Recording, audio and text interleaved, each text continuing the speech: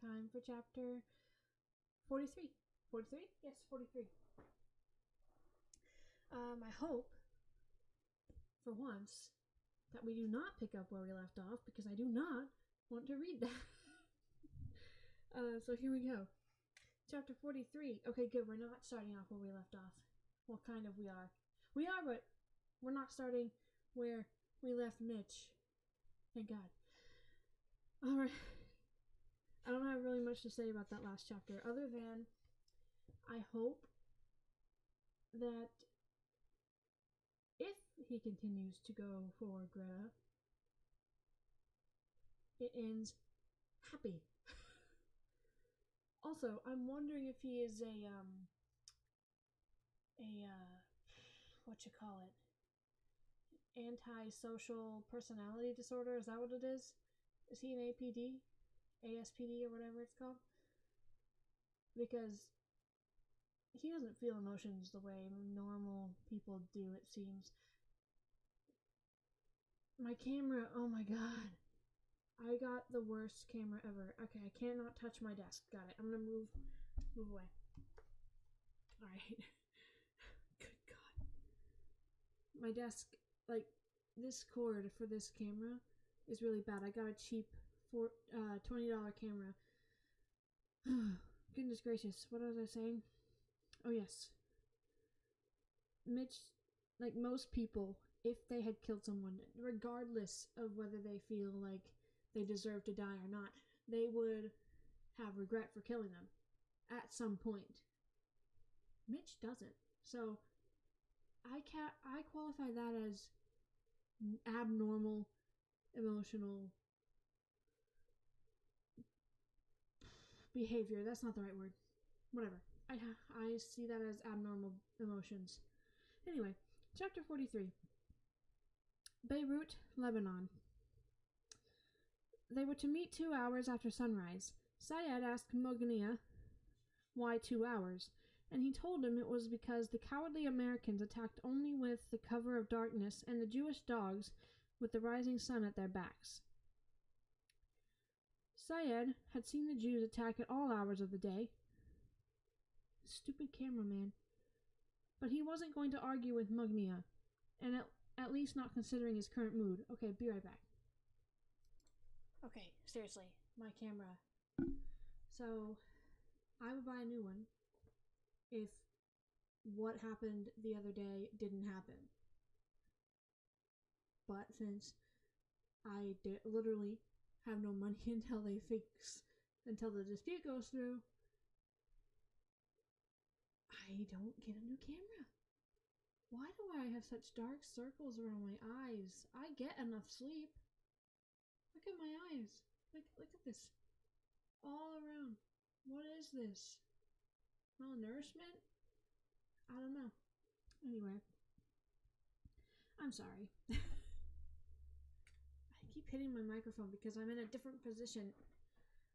Jesus Christ. Okay, here we go. Camera. Don't do anything. Okay, here we go. Syed looked down at his little CIA guinea pig. The man was not doing well. None of the nails had grown back enough to use the pliers, so he'd been forced to drill a hole through one of the agent's nail beds to try to get him to respond to his questions. Instead, the man had passed out. There were parameters in these situations, but they were only parameters. You could never tell when you had an outlier. On that note, Syed still wasn't sure about Cummins. Given the less than sanitary conditions, it was entirely possible that he was seriously ill. Aziz al-Ibab had taught him how a subject could become sick to the point of the nervous system shutting down. Once that happened, the only thing you could do was nurse the subject back to health and then start over. Unfortunately, Mognia and the others wanted answers that were simply not here, at least not in Cummins' head. They were distrustful of Ivanov and his constant plotting, but there was still a deep-seated hatred of the Americans and Jews, and they wanted to know if this man knew anything about their missing money. Beyond that, there was a fundamental problem that they had overlooked, which was not unusual for the collective group. They were far too one-dimensional and always looked at a situation as if it were a street battle in Beirut. Attack, retreat, dig, and fight. This was the extent of their military repertoire. In the espionage business, Sayed had to analyze in 3 dimensions and project possible outcomes. This John Cummins was going to eventually end up in the hands of Ivanov, if for no other reason than that Ivanov was used to getting his way. Sayed had to be very careful what type of questions he asked, with an eye to the fact that the subject would eventually inform Ivanov of what he'd been asked. Sayed would have to start the subject on a cycle of antibiotics. The others could talk all they wanted about not handing Cummins over, but Sayed was done with him. There was nothing more to learn, and he did not wish to be put in the middle of this fight. I'm sorry about my camera. I really am. He wiped the small splotch of blood on the front of the white butcher's apron and wondered what he should tell Damascus. They would want to be fully briefed on the situation, but they did not have to deal with all of these crazy Palestinians. Stop! Camera. Okay, I'm just gonna ignore it. If it freezes, that's when I'll respond, but the coloration, I'm sorry. There was the paradox of Lebanon in general, and Beirut specifically. The Palestinians were supposed to be in Palestine, not Lebanon. The Palestinians had upset the balance that the Turks had kept for centuries. Their displacement by the Jews shattered the fragile peace and plunged the country into civil war. And now, more than 15 years later, that civil war was over, and the Palestinians were growing cocksure. Cocksure? I don't know. With relative peace, Damascus was losing its sway over how all these vying factions conducted themselves. Damascus, for its part, was slow to realize that what was plain to see. The child was now an adult and did not appreciate, much less need, the consent of the parent. Fortunately for Sayed, he was more like an uncle, a very non-judgmental uncle. Especially this morning. Sayed knocked on the metal door and waited for it to be opened by the guard. He stepped into the hallway and closed the door behind him. Looking at the 2 guards, he said, "We will need medical attention. Pass the word to the others. I want him treated like a baby. No more kicking or punching." Jeez. What a turn. Like, don't treat him like a prisoner anymore. Don't do it. The 2 men nodded, and Sayed moved off down the hallway, still struggling with what he should tell Damascus. He could hardly share the details of the past few days. The Swiss accounts that had been so carefully set up were now empty. Damascus had contributed 0 to the accounts, but they were aware of their existence. They did not know, however, that Sayed had set up an account for himself, with the aid of Sharif and Ivanov. He took a cut of every arms shipment that came into the country by helping assure that the various Syrian factions would leave the merchants be. Damascus needed to be kept in the dark as long as possible. He stopped in a small sandbagged lobby on the 1st floor. The door was completely blocked, and the floor-to-ceiling windows on each side were now nothing but small portholes, just enough to allow a man to take up a rifle position. Oh, how he wished those pesky Maronites would go away. He climbed to the 2nd story and followed the extension cords and phone lines to the makeshift command post. Once again the hallway was filled with armed men, but this time they did not upset Sayed. He needed them to deter the Christians from doing anything stupid. They were living in abject squalor. There was no running water, electricity, or phone service. The men were relieving themselves in the basement in random rooms and corners. No wonder Cummins was sick. Electricity and phone service would have to be brought in from 3 blocks away, via a series of patched cords and lines that had been spliced into the service of an apartment building. The guard stepped aside so he could pass, and he entered the command post. The men were standing around a sheet of plywood that had been placed on top of 2 50-gallon oil drums. Mugnia and Badreddin from Islamic Jihad Jalil, who was Syed's Iranian counterpart, and Jadhi from Fatah. Each man had benefited handsomely from his association with the Turkish arms dealer, and now they were once again paupers. "Close the door," Mugnia commanded. Syed did so, and joined the men at the makeshift table. "Well?" Mugnia asked. "Nothing." "Nothing?" Radi asked, obviously dubious. Syed looked at the little toad from Fatah and said, "I have been informed that some of your men have taken certain liberties with my prisoner over the past few days." "Your prisoner?" Reddy shouted. "He is my prisoner!" "The prisoner," Syed said, "has been kicked and brutalized by your men, and due to the lack of sanitary conditions from your men defecating all over the basement like a pack of wild dogs, it appears the prisoner is now ill." Badruddin, I'm going to say it differently every time because I don't know how to pronounce it. Badruddin had made a foul face and said, "Really, you should institute some basic hygiene. At least have the men go on the roof. The sun will take care of it for you." "Do you want to walk up 7 flights of stairs to go to the bathroom?" Reddy asked. "Enough!" yelled an impatient Mugnia. He looked from one end of the table to the other, making it clear to all that he was not in the mood for petty arguments. "Someone has stolen millions of dollars from us, and you want to argue about where the men should shit?" "I was only—" "Silence!" Mugnia screeched. With his fists clenched, he turned on Radi. "I'm sick of it. All of the complaining and fighting, the bickering, and for what? It gets us nowhere. Millions are gone. Sharif is dead, our banker is dead, and that vulture Ivanov is now talking about coming to Beirut for the first time in years. Am I the only one who finds this a bit disconcerting?" I found it disconcerting too, but it's also amusing. "He told me he had nothing to do with Sharif's murder," Syed offered. "And since when do you believe anything that comes out of a Russian's mouth?" Oh, it's funny. "I have no trust in the man, but on this point, he did seem to be upset that someone had killed Sharif.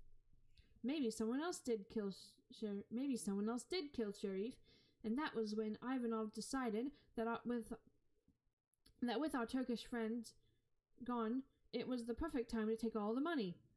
Syed considered that one for a moment. It was possible. Ivanov had proven many times that he could be ruthless. Add to these damn Christians deciding to make a show of strength. Mugnia gave a swift shake of his head. "I like none of it. Something is very wrong, and we know far too little." "Why would Ivanov want to visit Beirut?" Badruddin said. "Land?" All eyes fell on Colonel Jalil of the Iranian Quds force. "Explain," Mugnia ordered. "There is a great deal of valuable land here in Beirut, and many are saying that with war finally behind us, there are huge sums of money to be made." "Why can't these people leave us alone?" Mugnia asked no one in particular.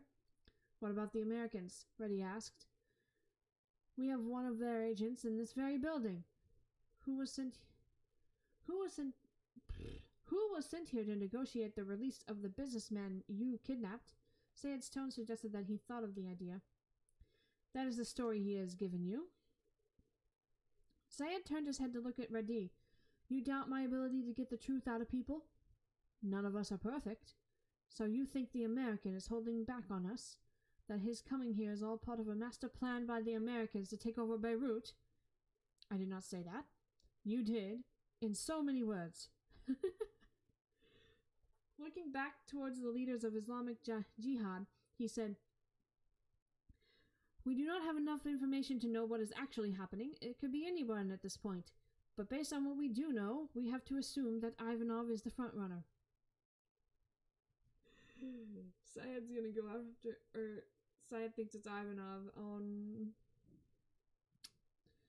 "So what should we do?" Badruddin asked. Syed thought about it for a moment and then said, "Let him come to Beirut. Keep your eyes and ears open and see what we can find out."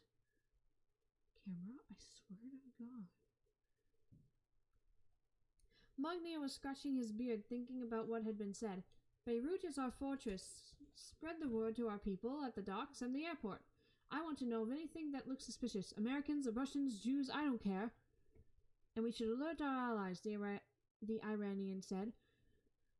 Everyone should be extra careful until we know exactly what is going on. I agree, Magnia said. Quietly spread the word to our people in Europe, especially anyone who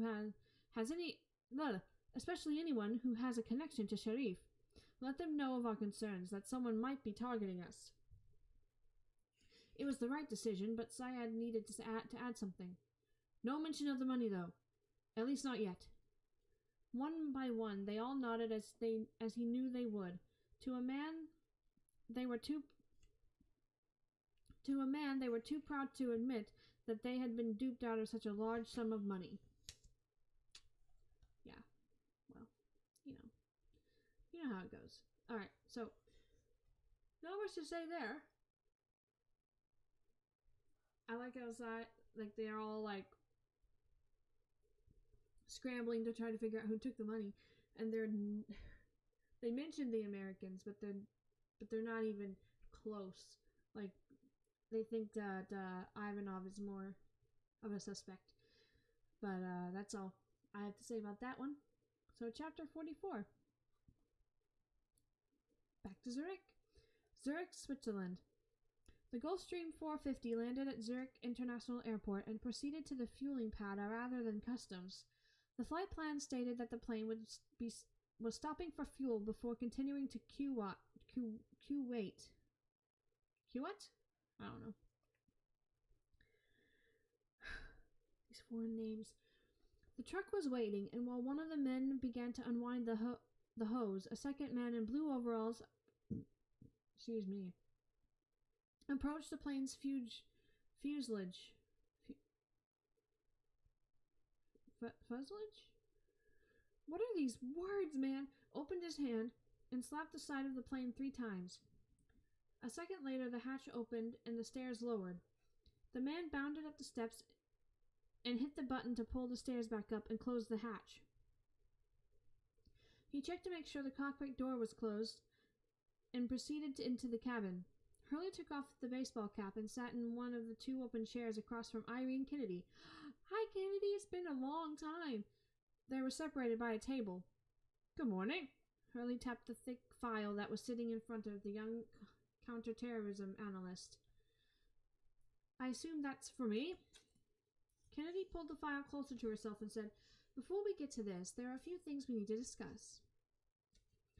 Well, let's make it quick, because I have a schedule to keep, and we need to get you back up in the air before customs comes poking around. She nodded as if to say fine, and then asked, What was the final dollar amount? 4? You know damn well for what for. Oh, the thing. Hurley looked around the cabin as if he was trying to add it all up in his head. I suppose somewhere in the neighborhood of... Hurley flashed her a 4 with one hand and a 5 with the other. Roughly, of course. A lot of it gets siphoned off along the way, fees and whatnot. You're sure? Kennedy asked, fairly confident that he was lying to her. Irene, to be frank, it's really none of your business. This is between Tom and me. Which Tom? Thomas Stansfield? Or Tom Lewis? Gosh darn it, Stan. Well, Thomas wanted me to ask you face to face since you're so paranoid about using phones. That doesn't help me. He knows damn well why I don't use phones, the same reason he doesn't. Camera, I swear to God. True, but he still wants to know. Why? Hurley asked. Because he thinks you're holding back on him. Hurley laughed. Stansfield knew damn well Hurley would never give him an official accounting. To handle all the black bag stuff they threw his way, he had to have access to piles of cash. Darling niece, I think you are either bending the truth or trying to bluff me. Which one is it? I forgot that she's his niece. I don't know why. I'm so sorry about my camera. It's being stupid. But on my end, it's not frozen, so hopefully the video's okay. Kennedy studied him with a crooked frown, none too happy that he had figured out what she was up to. A little of both, I suppose. And why are you trying to stick your pretty little nose where it doesn't belong? Because someday, not too soon, I hope, you and Thomas are going to die, and somebody will need to make sense of the entangled web you left behind. If anything happens to me in the next few days, tell Thomas I said to visit our old friend from Berlin, who now lives in Zurich. He'll have the answers you need. Her bluff called, Kennedy grabbed a file sitting in the seat next to her. Unlike the bland manila one on the table, this one was gray. Kennedy placed it in front of Hurley and opened it to reveal a black and white photograph of a man exiting a car on an unknown city street. Looked familiar. Hurley glanced at the photo and lied, not really. This is Nikolai Schwetz. Name ring a bell? Please tell me you're going to target him. That'd be amazing. A soft bell. I have a lot of Russian names floating around in my head. It's hard to keep them all straight. Kind of like reading War and Peace. I've never read that book. I've heard it's impossible to understand. Sure, Kennedy replied, not buying a word of it. Care to guess where this photo was taken? Hurley glanced at his watch. We don't have time to play 20 questions, young lady, so let's get on with it. Hamburg, a certain bank that drew a lot of interest yesterday. Any idea why one of Mikhail Ivanov's top deputies would show up yesterday, of all days? Hurley shook his head. He threatened the bank's president about some missing funds. Kennedy searched his face for some recognition. And if your answer is still no, I won't bother playing you the tape of your old friend Ivanov talking to a certain terrorist that we've been looking for.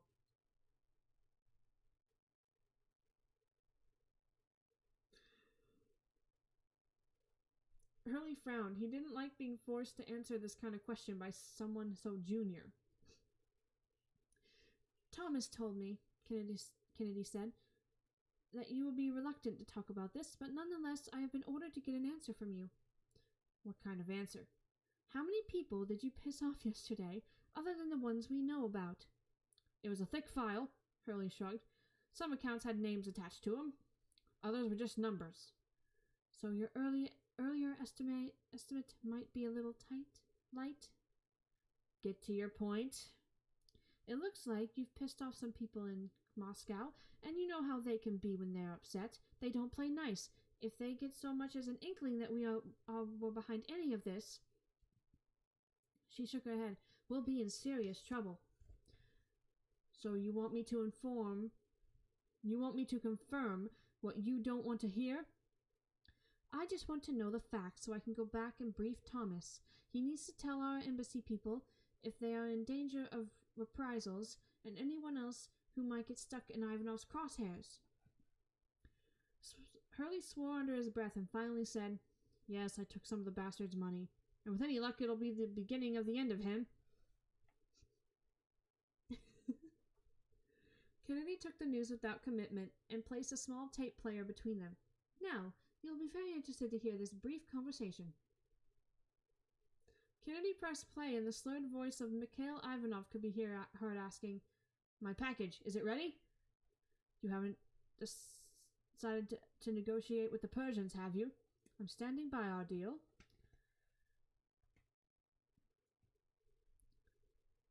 Kennedy pressed the stop button. You recognize the first voice? Hurley nodded. Ivanov. Correct. The second voice? No. Colonel Asaf Syed. Yes. Target both of them. Kill them. All three. Shvets, Syed, and Ivanov. Please. Hurley was impressed. What the hell are they doing talking on an open line? They weren't, but you didn't hear that from me. Then how'd you get it? I can't say. Kennedy pressed play again. When can I expect it to be retrieved? I assume you are still sending someone. Yes, although I'm considering coming myself. You did offer, didn't you? Absolutely. Good. I will be there in 3 days, maybe sooner. Kennedy hit stop. There's more. Tapes of Ivanov and Syed and others as well. You want to listen to all of them. But Thomas doesn't want you bringing the tapes into Beirut. Understood. Did you happen to pick up Bad Redine, or Mugnia?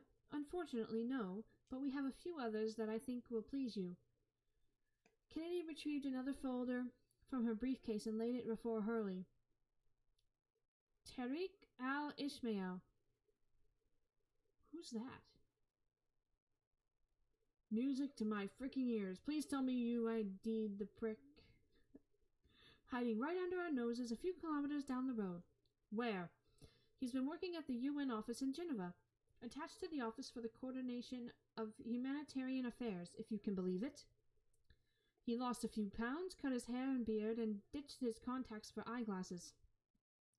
You have to admire his tradecraft. Kennedy figured the old photo from his days when he was running operations for the Libyan Intelligence Service, and then the new photo. It's a pretty good effort. You're sure it's him? 90% on the photo and 99.9% on the voice ID. And he was calling about money missing from his account. If we hadn't had the big ears focus on these banks, I don't think we would have ever caught him.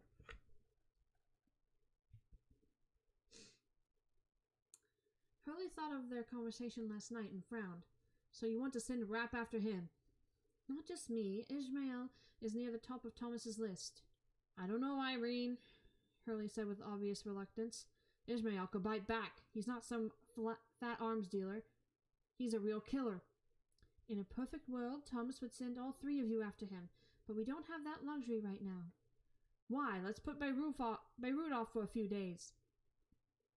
Like a Vegas dealer, Kennedy slid the gray file off to the side and moved the manila file front and center. In the transcript, you heard Ivanov ask if his package was ready. Yeah. He asked Sayed if he was going to negotiate with the Persians instead. Yeah. Remember what they did to Buckley? Remember. I don't think about it all the time. Yeah, you do. I was just telling Mitch and Bobby Richards about him. Bobby? We got a first name, everybody! Yay! Finally. Well, Thomas thinks the Snodge is the package they are referring to. Everything stopped. Hurley didn't so much as twitch for a good 10 seconds. He'd known the Snodge for close to 20 years, and there was a running shopping list in his head of all the operations he'd been involved in. After a quick assessment of the potential damage, he leaned back and dropped the F-bomb. I like how Hurley cusses all the time, and the author, Flynn, he's still just like, he dropped the F-bomb, he cursed under his breath. Why? Just have him say it. Cummins had worked in Moscow before Damascus. If the Russians got their hands on him, they would be screwed in some of their most sensitive operations. Stop, camera.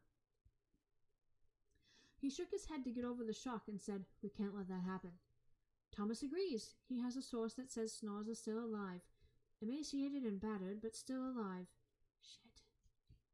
That's why he wants you and Richards to get to Beirut ASAP. As we discussed last night, Rapp will join up with you tomorrow or the next day. In the meantime, you start poking around. You two start poking around. If you can't find anything in 48 hours, Thomas wants you to use some of the new funds to negotiate for the Snoz's release. Very quietly, though. Of course. Hurley was trying to calculate the damage. What about backup?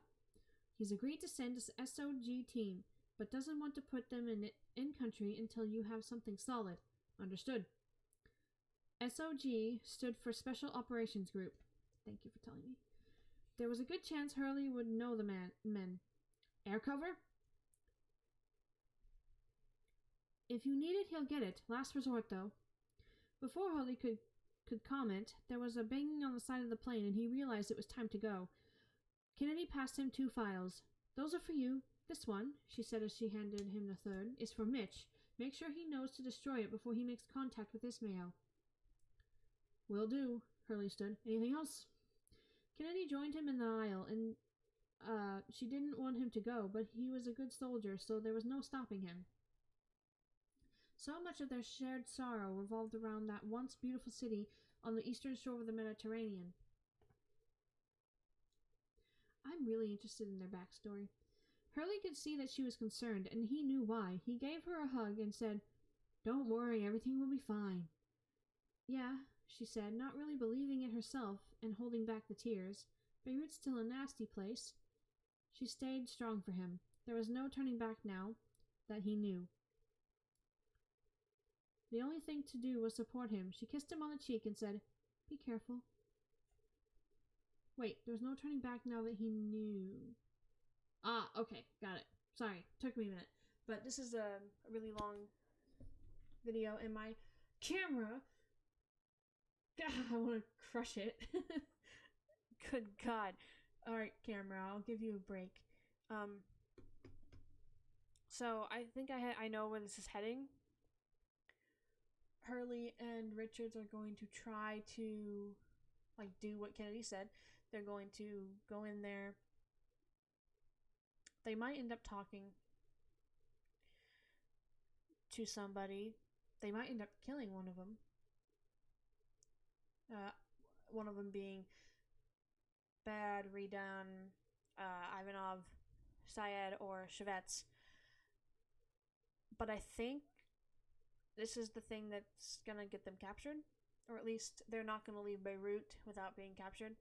I think Richards and Hurley are gonna be captured. Mitch is gonna get there late, but he's gonna end up...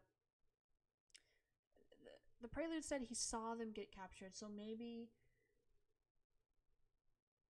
he's gonna be arriving there at the place and see them get captured. I don't know how that's all gonna go down, but anyway, this is long. Yeah. Bye.